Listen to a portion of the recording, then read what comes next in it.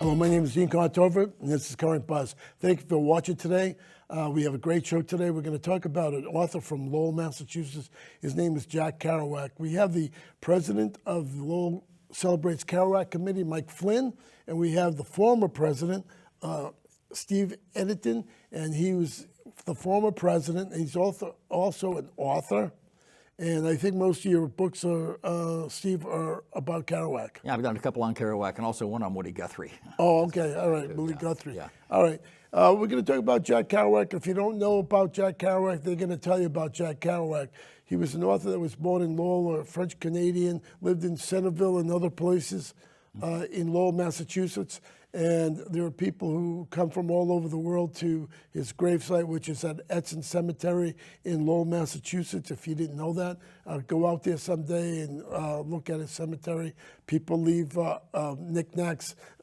Can I say knickknacks? Bric-a-brac. Yeah, Bric-a-brac, whatever. yeah, Yeah, they leave poetry.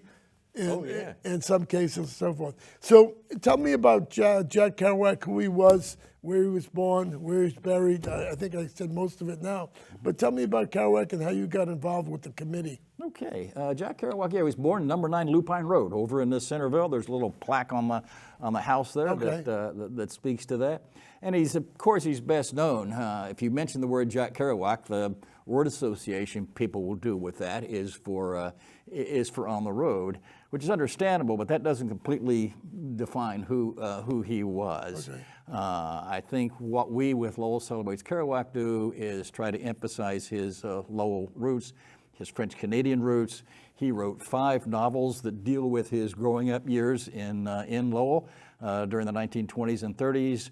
They're very reflective of the French-Canadian culture of that time. Mm-hmm. It's kind of interesting, and On the Road, there's no French-Canadian that's interesting, element to it at all. But when you get to those Lowell novels, it's all it's all right there. And I think that's what we want people to understand is who he was as a product of Lowell, the French-Canadian working class neighborhoods that he writes about in his, like I said, his 5 Lowell-based novels. So we've been doing these festivals for a number of years. One of the things we feature are tours of the neighborhoods Jack writes about. We'll go up to a house and read a passage, say from Visions of Gerard or Dr. Sachs, 2 of his novels. Okay. And the houses are still there, very much the way he described them. Some of them have vinyl siding and maybe a TV a disc there, but otherwise... New windows. New windows, maybe a TV dish, but the houses themselves are still there. There's still private residences where people... where people live. So yeah, he grew up in Lowell, Massachusetts then. He didn't even begin speaking English until he was 6 years old. Wow. French-Canadian French was his original language. And so when you think about some of the amazing things he did with the English language, and remember that it wasn't even the language he spoke until he went to school. Mm-hmm. So he went to parochial schools in Lowell, up through, I believe, junior high school. He was an altar boy at the St. Jean Baptiste Church at that time. A football scholarship was what got him out of Lowell. He got a football scholarship to Columbia University. He went to Lowell High School, graduated from Lowell High School in 1939, class of 39. Right. He had to go to Horace Mann Prep in New York for 1 year to become academically attuned to Columbia. Okay. And then he played football for Columbia. Columbia University in New York. Columbia University in New York was where he went. That was where he met Allen Ginsberg and William Burroughs and some of the other writers that made up what came to be called the Beat Generation writers. So that's one of the many interesting things about Kerouac. There was a part of him that was this Beat Generation writer writing On the Road, and yet there was another part of that never left those Lowell neighborhoods in Centerville and Pawtuckettville. Let me get Mike in there. Sure, go ahead. And so as I say, we try to, we emphasize, our emphasis, we don't ignore, who he was as a Beat Generation writer, but we like to play on his Lowell roots as well, and that's what Lowell Celebrates Kerouac does. Mike, how did you get involved in this, and so what can you add to what Steve said? Well, I could try to add a lot. Okay. As I said, it's more academic. I'm a homeboy from Lowell. I was born right in the city of Lowell in 1973. Okay. Incidentally, a few years after Kerouac's very early demise in 1969. But it was around the time I was a teenager, 17, 18, that I picked up, like so many other people, all over the world, I picked up a copy of On the Road. I had heard about Kerouac, this and that. Actually, myself and a buddy of mine from high school, who we both went to Bridgewater State College, that's where we started our college careers, that fall, we both started reading it right around the same time and just got hooked, like a lot of people do. And incidentally, you know, On the Road, as we say, it was published in 1957. It was his sort of, you know, burst into acclaim and fame. Is still selling close to 60,000 copies a year. Wow. Been translated into over 25 different languages, and is really one of the big points of entry into Kerouac's writing for most people. But then, like Steve was saying, you know, his 5 Lowell novels are the things that when people start delving into the catalog, they get The Town and the City, Maggie Cassidy, Town and the City, Vanity of Duluth, Maggie Cassidy, Dr. Sachs, and Visions of Gerard. Visions of Gerard. How could I forget that? Yeah, One of my favorite. That really are some of his most amazing writing and you know, working with different styles of writing, but really plumbing the depths of that upbringing he had in the city of Lowell through that amazingly historic and transformative period, sort of a decline of the very tail end of that, the mill prosperity into the Great Depression. You talk about the houses that we give tours. Kerouac lived, and a lot of people don't realize this, lived in what, 10 houses, different residences before he graduated high school? Wow, I Due didn't know to that. economic instability, his father owned a print shop that, you know, was very successful at, you know, certain periods, and then, you know, like a lot of things going through the Depression, became insolvent, you know, and then his parents really had to leave Lowell following work. That's what brought them to Lowell from Nashua. Was the sort of the booming city, and then that's what sort of his family left Lowell as a result of, you know, economic instability. And in that way, that sort of like instability in his youth, I think, is what created this eternal image of Lowell as a home for him. Not one house or one experience. It was the city in its totality. And really, I think that's what he reflected in those, what we call the Lowell novels, so beautifully and eloquently. So when people all over the world dive into the Kerouac catalog, they get such intense experiences with these novels. And I've had this experience with Lowell Celebrates Kerouac. We welcome people here, come here, we do the tours. I've heard people say, I can't believe it's all real. And it is. These neighborhoods that if you go up in Lowell, you just sort of drive past on your way to the gas station or this or that, and people really see them as holy, holy sites. Now, you said there's 10 homes. Do they all have plaques on them? No, just the birth home has one. Okay. The other home that we visit is on Boyer Street, which is where the Kerouacs were living when Jack's older brother Gerard died. If I just riff on that for just a second here, that was probably, even though Jack was only 4 years old when this happened, it was probably one of the most defining experiences of his life. His older brother Gerard was 9. He came down with rheumatic fever for which there was no treatment or cure at that time. Yeah. And so Jack, he's 4 years old, and he's in the house where his older brother is slowly passing away. That's what he writes about in Visions of Gerard, is the experience of a 4-year-old going and seeing his older brother sort of wither. And that really bothered him for his lifetime. Oh, it did. Well, it haunted him throughout his life because what happened in the family after that, and this is not unusual for someone when a child dies young, his older brother Gerard becomes kind of beatified, almost becomes a little saint. In other words, he sort of becomes the perfect child.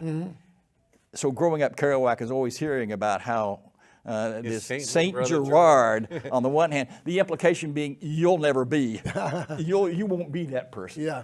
And so we rebelled against it. He spent a good deal of his life was being spent trying to come to terms with this legacy of an older brother who died when Jack was 4 and he was only 9 years old. I remember Spike, Father Morissette, told the story about as Jack's life was kind of going into a decline. And Father Morissette, and by that time, very unfortunately, his alcoholism was overtaking him. So Father Morissette asked Jack, aren't you afraid you're going to die if you keep this up? And Jack says, no, I'm not afraid of dying. Then I'll get to see Gerard.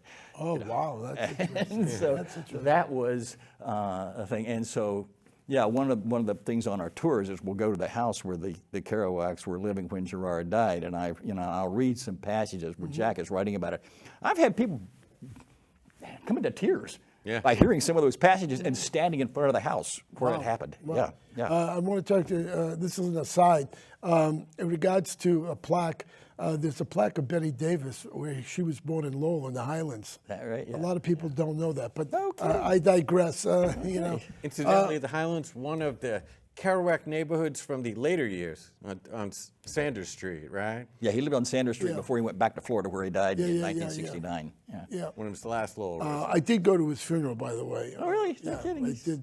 I do have pictures of it. No kidding.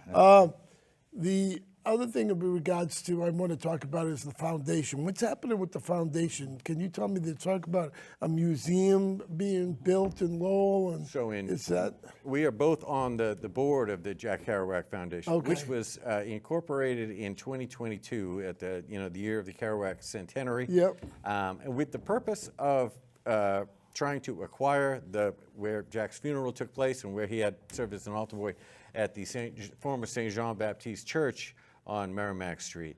That effort is still ongoing. I don't have a whole lot of details, but in essence, there's been a lot of sort of preparation work done in terms of the building and the plans, et cetera. And like I always say, just sort of tongue in cheek, everything's all ready to go. All we need now is millions of dollars.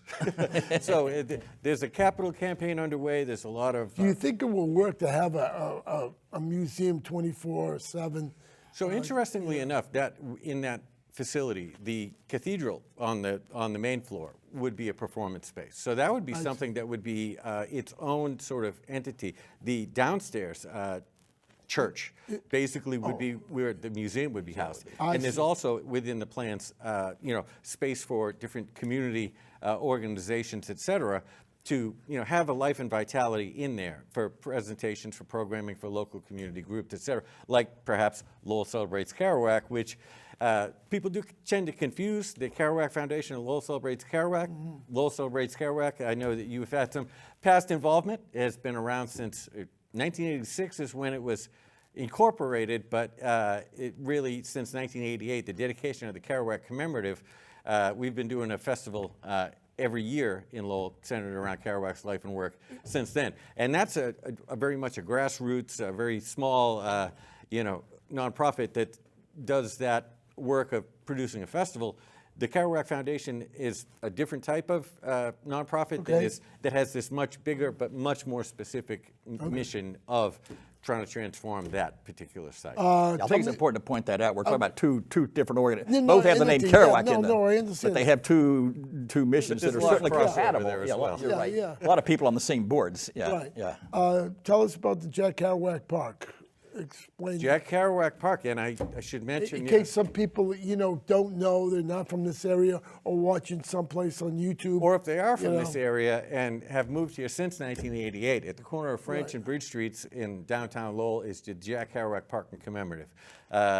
Formerly known as Eastern Canal Park, the park side of it. The commemorative, designed by Ben Watena, is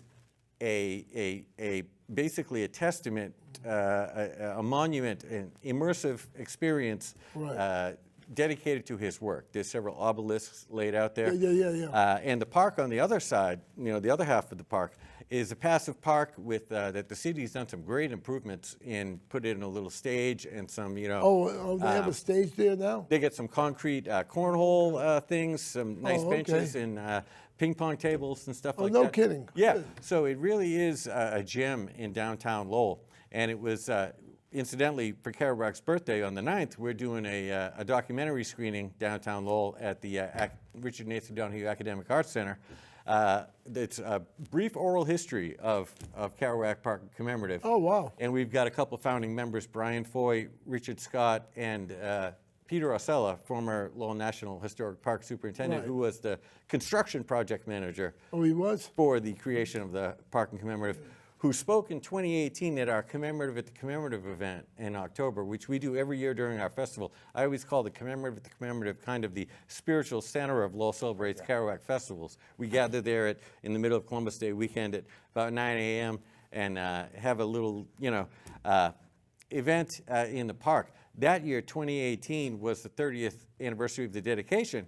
So we had those speakers come in, we videotaped it, and we're showing it Saturday night at the Richard and Nancy Donahue Academic Arts Center, kind of the debut of this little mini documentary that we produced. Yeah, some very moving things have happened there. We did when one of the founders of LCK, Roger Brunel, very wonderful human being, Right. I know passed Roger. away, Yes. and he passed away during the COVID crisis, so they weren't able to have any kind of a memorial service for him.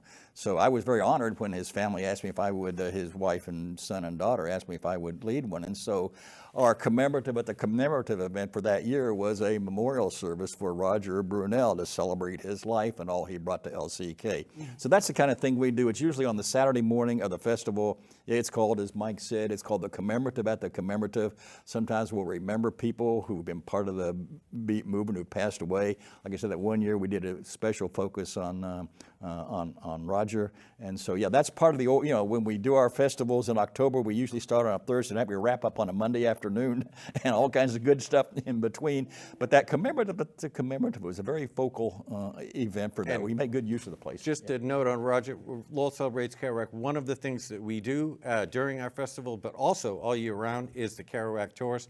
Roger Brunel, I always refer to as the architect of the Kerouac Tours. He's he was, yes. really the guy who did so much research, put together, and designed what we continued this tradition. So, Interesting. and one of the few minor improvements or additions we've made at the Kerouac commemorative is a small stone and plaque dedicated to Roger. Oh, that's nice. That we good. got put in there that year. Good. I have a couple of questions. I have a lot of questions, right? There was a quote, right, that stipulated about Jack Kerouac. It said Jack Kerouac was not a writer, but merely a typist. So that was a quote attributed to Truman Capote. That's right. Okay. And pontificate. Very interesting, story that I know from talking to former friend in his later life of Kerouac, Billy Kumatselis. A lot of people, when they talk about Kerouac's alcoholism and later in life, they point to that sort of disastrous appearance on the Buckley show, was Firing Line, right? Firing Line, where he was a bit in his cups and not really coming off too well. He had Incidentally, he had a slight problem with amber-colored. Right. Yeah. So Billy told me this personally, that day when they were there, Jack ran into Truman Capote. He was getting ready to go on a different show. He was in the makeup chair, and when he walked in, Truman sort of blankly looked at him, and he said, "Hey, what's this? You say I'm not a writer, I'm a typist." And he says, "Oh, Jack, it's all in good fun." And Jack kissed him on the forehead and said, "Hey, that's okay. I dig your writing." So there really was, that was sort of one of those things. You get famous, right? Envy comes in, and competition, all this kind of stuff. I think that's more the trappings of fame and celebrity than any sort of actual criticism. Okay. I think the other thing that quote is indicative of is how Kerouac at the time was basically kind of shunned by the literary establishment. 100%. Yeah. And that was just But he had a good agent, though. They were very The Lord is my agent. Yeah, it was very dismissive of him. And it's only been he had to die and let about another 10, 20 years go by before he really became embraced and appreciated for the kind of writer he was. I know at the turn of the 20th century, they were having all these various magazines and literary organizations would list what the top 100 novels of the 20th century was. On the Road was on every single. That's right. Was on every single one of them. Yeah. Also, I do think that part of it is the idea of marketing something that's very popular, right? So the legend that Kerouac sat down and wrote On the Road in one, perhaps benzodrine-fueled session is actually not true. There are multiple versions of On the Road. He had been working on this idea, this story epic, for years. There's actually one that's been published in The Unknown Kerouac. We talk about how there's no real, the French-Canadian. He did one all in French. That was a short version, a sort of a preamble to what became On the Road. And his spontaneous prose method of first thought, best thought, right?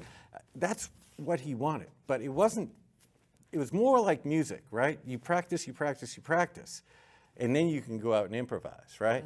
Mm-hmm. And that's really the way I think Kerouac approached literature, which was revolutionary, and why I think his literature resonates to this day like other writers maybe don't with the reading audience that's out there now. Yeah, he was a very disciplined writer, actually. That On the Road was, as Mike said, that was the result of journals and notebooks he'd been keeping for 3 or 4 years as he went across the country. So Well, he was 35 years old when it came out, right? no, he wrote that in 1950. He would have been 28 when he wrote. But it was On Yeah, the but Road. published. It was published in 57, 57, correct. yeah, Yes. So I want to get to something. There's a lot of, there's Buddhism and so forth, but the thing is, of late there have been discussions in regards to football players and concussions. Oh, yeah. And there's a new theory that possibly Kerouac might have had CTE.